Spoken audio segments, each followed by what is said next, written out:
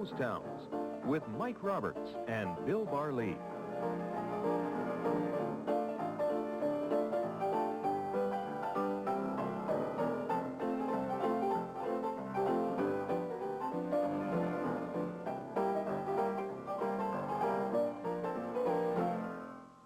Welcome to Gold Trails and Ghost Towns. I'm Mike Roberts, and with me is Bill Barlee, our tour guide for things to do with gold trails, ghost towns, mining exploration in the Pacific Northwest. Today we're talking about a character. This guy probably deserves a series unto himself, but he is legendary in this part of the country. On both sides of the line, Mike, we're talking about Fritz Augustus Heinze. And Fritz Augustus Heinze, I guess, was one of the strangest guys who ever walked down the pike. He got his start at 19 years old. By 22, he was well on his way to his first fortune. By 24, he had made his first fortune. And then he cast kind of covetous eyes on the other side of the international boundary line. So he looked at Rossland, Red Mountain, lot of acclaim in that particular area. This was going to be the new Butte. Now, this is interesting because he came from Butte. Butte, Montana. Butte, Montana. And there it is. In the very early shot of Butte, Montana, about 1872, and that's just after it was over the hill as a placer camp. So it had gold on the surface, placer gold. Then they dug beneath that gold, Mike, and they got astonishing amounts of silver. But below that was a base metal, copper. And little known to hardly any of the operators there, they didn't want to see copper. Two individuals, prior to Heinz, saw the possibilities. One was a guy called Marcus Daly, who was well known also in the British Columbia side, and the other was William A. Clark. Both were bitter enemies, feuded all their lives.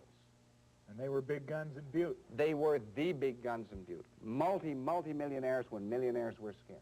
And onto the scene comes a very young Fritz Augustus Heinze. This is going to be, sounds to me, one of the great titanic struggles of all time. We'll come back and talk about Fritz Augustus Heinze and his dealings with Daly and all right after this break.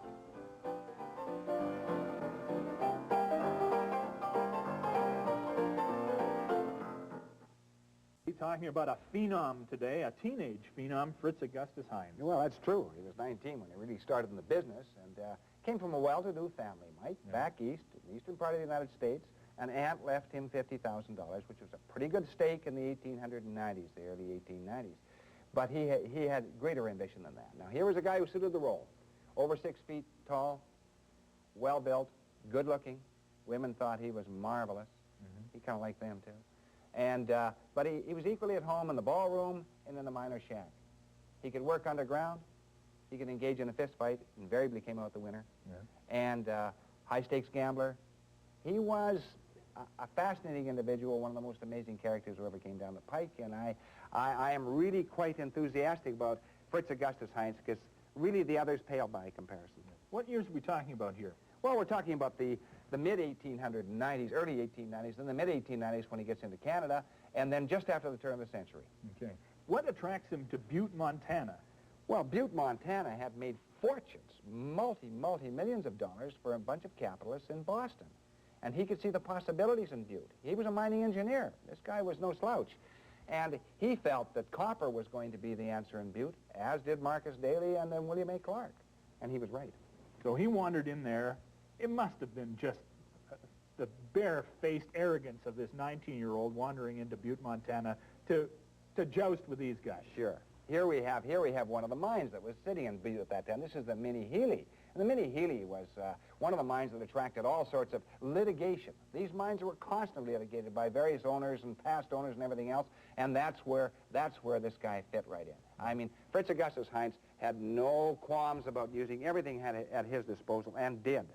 So money, influence, power, he could wield it all. Oh, sure. And how he got his start, really, was he staked, well, he didn't stake a mine. He bought a mine called the Raris. And he was looking at the old Apex law, which is no longer in effect. It's been disallowed. But the Apex law, originally in the 1890s, meant that you could follow your vein down, if it was at the top of the hill, into, if the vein was continuous, into other mines. He always said the vein was continuous. So he got a start in the Raris and made him a millionaire at a very, very young age. Did he find himself regularly wandering into other people's claims and just saying, fighting them and invoking the law and saying... Regularly wandering into other people's claims, regularly wandering into lawsuits. And, you know, one of his judges, who was in his pay, obviously, was a guy called William Clancy. And Clancy was a fascinating character in his own right. He was well-liked in Butte. And what Fritz Augustus Heinze wanted, that's usually the decision by Clancy. In fact, there's a famous story about him. He was walking down Main Street, and everybody knew Clancy. And one of his friends comes up. Clancy, he says, I bet you I can tell what you had for breakfast this morning. Clancy says, you're on for $1. And the guy lifts up Clancy's beard, and he says, bacon and eggs. Clancy says, nope, you paid $1, that was yesterday. Clancy was a little rugged customer himself here. Oh, sure. Well, is it common for judges to be known to be in the employ of other, well, a great country? In early day Montana, this was, judges and the jury, if there was a jury. Yeah. And so it was common practice. Yeah. And so he was in one of the employ. Look at this is another one of the great shots of the people that were attracted here. Who are these guys? These are a few of the boys in front of the Hotel de Mineral, with emphasis on the last 2 letters. The Hotel de Mineral. That's right. Suited Butte perfectly. Yeah. But a high-class joint. Sure. All right. What now with the millions to be made here in copper primarily? Yep. I obviously, and with what was the name of his mine? The Raris. The Raris mine. Yeah, that was one of them. He was up to his elbows in good money, I suppose, and lots of activity. Why didn't he just stay focused on this? Well, he felt that he was going to be the king of Western mining, and he wasn't too far off the mark. So now he knew he could hold his ground in Butte with the judges and and the miners liked him. He insisted on an 8-hour day. He paid them well, so they were all for Fritz Augustus Heinze. Now he looked across the line and he heard about Rossland. Now we go from copper to a different metal. Oh, this is where I have to get my... What is this, precisely or even imprecisely? That's a mold for pouring 2,000 ounces of gold, found in the West Kootenays, and that one evidently was found near Rossland, and it might have indeed come from the Leroy. Now, this mold alone, I would say, weighs 100 pounds. I mean, Very close. I am straining a little to lift it up. This is no cardboard replica. That's right. How much would this weigh if you had 2,000 ounces of gold in Well, there? 2,000 ounces of gold, tri-ounces, so it'd be about almost 1/8 of a ton altogether. So you're not going to run very far with it, mate. You're not going very far. So obviously, you could leave copper behind you and head to gold. It was a good mix. Oh, yes, indeed. And he was looking at smelting, railroading, and mining. I took dead aim at all three. An integrated industrialist, if there ever was. You bet. You bet he was. Okay. This is Rossland of the time. Oh, yeah. This is very, very fascinating. This is the Center Star mine in Rossland, and I remember wandering all through that. A lot of these buildings were still standing. In fact, the building in the center of the picture, Mike, was still standing when I was a kid. And the stairway up on the left-hand side and so on. And this, of course, is the king of the hill. At the top right-hand side is the Leroy, and, of course, you have the Josie and then the Black Bear and the nickel plate and all these fabulous mines in the 1890s. So fabulous that they, as a direct result of the wealth flowing out of Rossland, the Toronto Stock Exchange was formed. They called it the Golden City for good reason then, obviously. Well, yeah, there were 2,000 claims approximately in Rossland, 1,998 or something, by the 1890s. So everyone had a mine in Rossland. So the boys from Bay Street paid close attention. These stock certificates they're pieces of art, and they're great chronicles of what happened at that time. Indian Chief Gold Mining Company. Never got off the line. Never got off the line? Go ahead. They just mined the public? Lost Lode Gold Mining Company? Never got off. Never got off. Kootenay London Mining Company? Not much. But a little? Little, not much. 5 cents on the dollar? Not and that the much. Red Mountain Item A Gold Mining Company? Well, they put in their name Red Mountain, and the Item A did produce a little ore, but not a lot. But this is the kind of paper that's flying around Toronto in a big way. And Fritz Augustus Heinze didn't want much of that. He'd missed the best properties, Mike. So what does he do next? He's a very, very interesting character, and he analyzes the situation and said, they need a smelter, I can build it. They need a railroad, I can build it. So he establishes a railroad, which runs from Rossland, 7 miles precipitous down the street, and here's Rossland at the same time. Early days. What year are we talking about It's about 1896, 97 in this shot. This shows up Washington Street, and it hasn't changed a lot. Hasn't changed a lot since the 1890s, and you're looking on towards 100 years. And is this Fritz's first? And now this is Fritz's first passenger train coming into Rossland, December of 1896. Narrow gauge line, and of course, packed to the gunnels with all sorts of people who want to be first on the train. Yeah.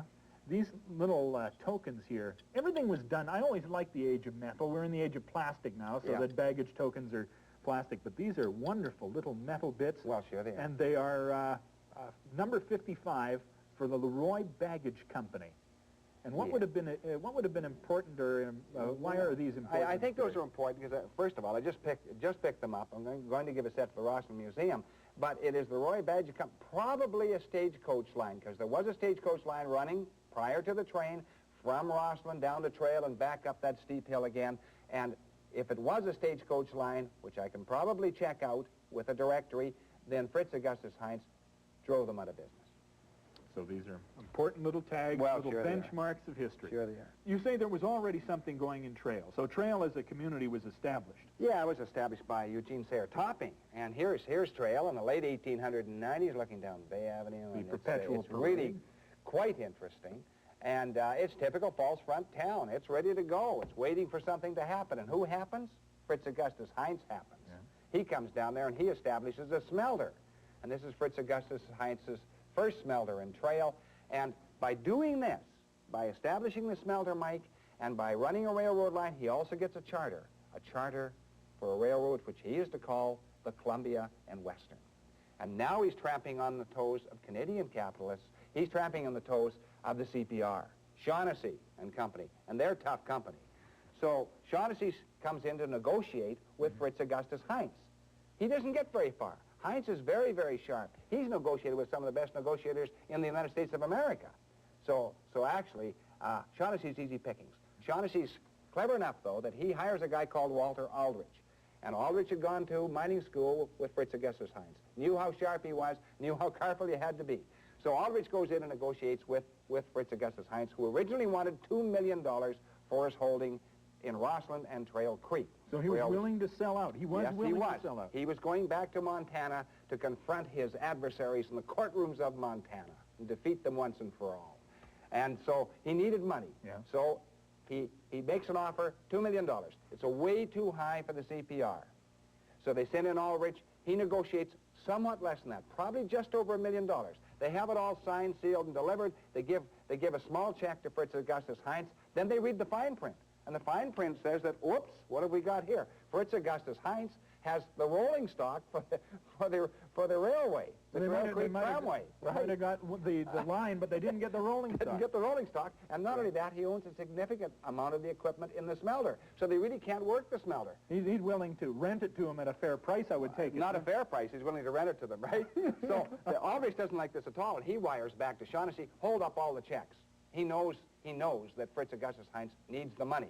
Now Heinze gets together with Aldrich, and they know each other, and they agree to go to an intermediary. And the intermediary is a guy called Fraser, who is the Bank of Montreal manager in Rossland, known by everybody to be very, very fair individual.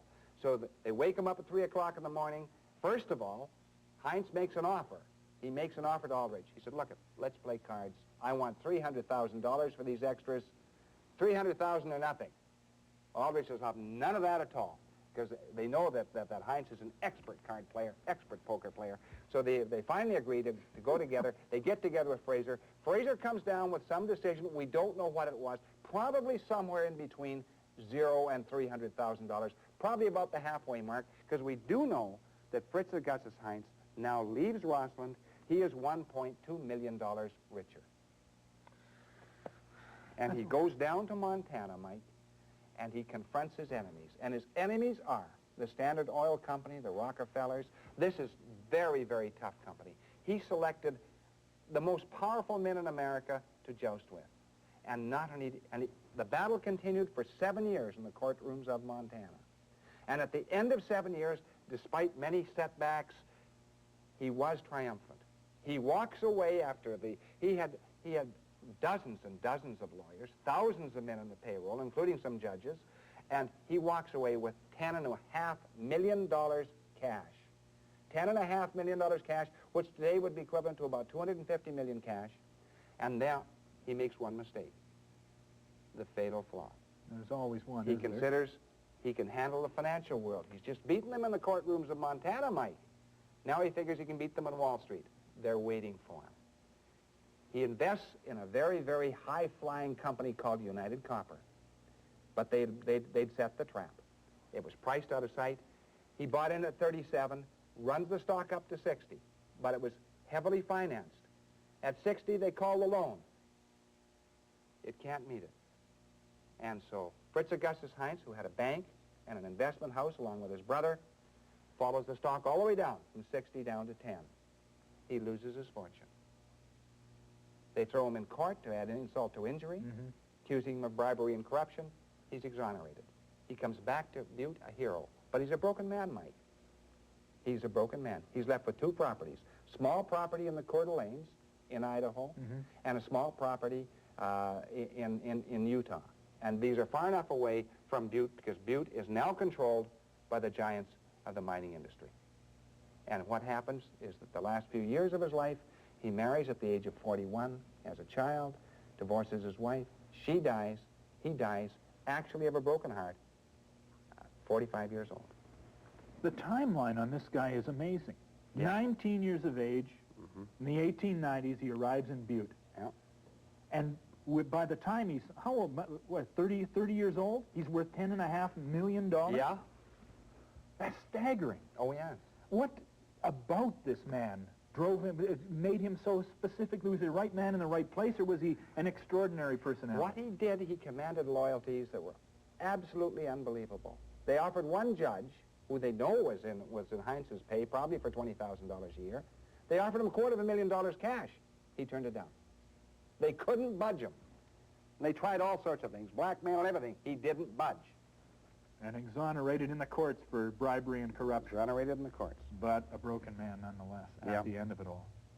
The story about Rossland, of course, the fact that it attracted him and the likes and the CPR and Yep. the high rollers gives rise to the story we're going to tell in a few minutes. Yeah, very closely related. Shows the other side of Rossland, a small prospector who made good. A rare story indeed. Indeed. Take a break here, but be back in just a second to find about this rare small prospector who made good right after this break.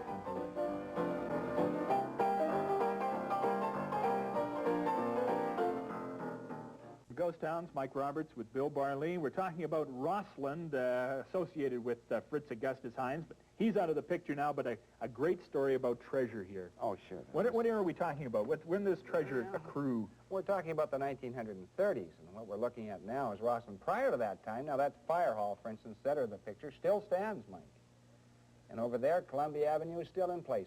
Most of those buildings are gone. Big mines in the background that That's right. created That's Red the wealth. Mountain. And there's the old courthouse in Rossland. Still looks the same today. Marvelous building, and this has something to do with our story. Okay. What are you holding there? It looks... Well, it our has the story date. has to do with gold coins. And not half a dozen, not a dozen, not 100, but thousands. Thousands of gold coins. And the story starts Victoria, 1970. And I'm sitting in Victoria, late fall of 1970, doing some research, looking at the Victoria Daily Colonist and some other papers, and a man approaches my study table kind of hesitantly. And he stops about 5 feet away. I look up, and he said, "Excuse me." He said, "Are you Mr. Barlee?" And I said, "Yes, I am." He said, "My name is Fred Etheridge." "Oh," I said, "you're one of my subscribers from Rossland." He had been, you see. "Oh," he said, "yes, but now we're in Victoria." He said, "I was going to write you a letter, but I decided I'd see you in person." He said, "May I sit down?" I said, "By all means." So he sits down on the other side of the table, and this is the story that unfolds. He said, "You know," he said, "you remember Blackjack McDonald." So I thought back 30-odd years since we'd been in Rossland. I said, "Yes, he was a prospector." "Yes," he said, "he was very strange," he said. He actually had some eccentricities. He said he hated banks with a black Irish passion, never trusted bills, banknotes of any type, only trusted gold, and would always walk down the back alleys of Rossland, never down the main streets. And he said, by the way, he did very well. Did you know he was the discoverer of the Reeves-McDonald mine in the Pend Oreille? And that was a famous lead, zinc, and silver mine, actually, on the banks of the Pend Oreille just above the Salmo Junction. I said, "Well, yeah, I knew something about it." And he said he was paid in gold, all in gold. I said, "How do you know?" "Well," he said, "I used to live next door." And he said, and I was a kid, he said, he'd say, "Hey, Freddie, come on over and I'll show you some real money." Bills weren't real money to Blackjack McDonald. No. So Freddie would wander over at 9 or 10 years old, sit down at the kitchen table, and the old man would bring in a big basin, kind of a tin basin. And then he'd disappear into the house and bring back a cigar box full of gold coins, dump them into the basin. Come back and repeat this 12 times, till there were 12 cigar boxes, big cigar boxes, full of gold coins. And then the old man and the boy would spend the next 5 or 6 minutes lifting the gold coins up, let him clatter, clink, clink, clink, back into the pan. Marvelous. This was entertainment for the old man. Now, the interesting part of it is this. is that when he died, the executor was Fred Etheridge. And Fred said, you know, he said, there was nothing in the bill about portable cash. Oh, I said, the lawyer got it. He said, no, the lawyer. He said, really, who handled that? He said, was a very decent man. And he mentioned a lawyer in Trail, and that was right. So I said, well, I said, he was a drinker. No. I said, was he a gambler? No. Well, I said, where are they? He said, they're still there. I said, well, if they're still there, why don't you go and get them? Well, he said, I don't need them. And if you examine Fred Etheridge's character, that was right. So I said, look, I'll wait till next spring. So I did wait till next spring. Mistake. Drove up into Rossland, June of 1971. Drove up past the courthouse, realized it was a Sunday, courthouse wasn't open, couldn't find out where McDonald was. Out of the Roman Catholic Church comes an old priest, Father McIntyre, been there for 60 years. I had to find out. I said, Father Mac, and I explained who I am, and he says, oh, you're Bill Barley, your father's name was Chick, and he knew all about us. We'd been there for 30 years. Yeah. He remember, and we were Protestants. He kept track of everyone, you know? He kept track of everybody, inside or outside the flock. And he said, right down the end of the street, so I walked down the end of the street, knock on the door, present my credentials, including my magazine, tell a woman that I'm researching a treasure story. She said, oh, well, come in. I step in, the hallway's done, completely renovated, so is the kitchen. I said, who's done it? She says, Mr. M, and I won't give you his full name. Oh, and she said, I guess he spent quite a bit of time in here. He's retired now. I said, he's retired? That's bad news. So I said, I may be back, I may not. Drop down, got down a flight of stairs, and go and see old Alice Martin, who's since passed on. And she'd been there for a long time. I said, Alice, do you know Mr. M? She said, yes, Bill, I don't think much of him, she said. He's a poor worker. I said, why, Alice? Well, I wanted to work on my veranda here, and he spent 3 weeks in Black Jack McDonald's basement. And I knew the jig was up then. I went down to see a guy called Jimmy Height and asked about Mr. M, and he said, oh, he said, you mean the coin collector? And the guy had been making 16 trips to Spokane, probably taking down several hundred coins at a time. He still had coins left, because when I confronted him, he said, you're Bill Barley? I said, yeah. You print the story, he said, I'll sue you. He'd forgotten to tell the income tax. And cleared several $100,000 before the price of gold shot out of sight, and still had gold left over. Was gold at this stage just still $35 an ounce in 71? He was getting face value for this stuff, most of it, yes. Face value. So this here is a what gold piece? $10 gold piece. So and that came from Rossland. So you get $10 a coin. That's right. Thousands of coins. Thousands of coins. He made several $100,000. That is just staggering. Oh, Mr. M spent 3 weeks in Black Jack McDonald's basement. What an amazing story. When would that be worth now, given the current value of the... Rarity, condition, several $1 million. Staggering. Fritz Augustus Heinze and the treasure from Rossland. The two go together hand in glove, a remarkable story, and that's Gold Trails for today. We'll be back again next week. Join us then.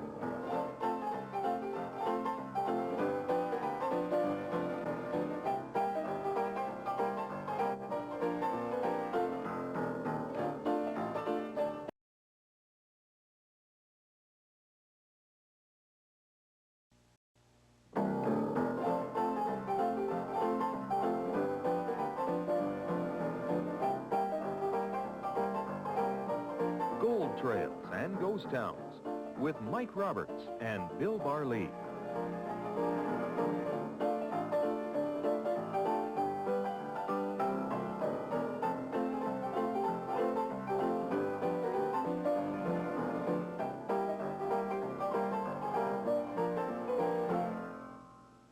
Welcome to Gold Trails and Ghost Towns. I'm Mike Roberts, and with me is Bill Barley, our resident expert when it comes to historical locations, British Columbia and northern United States.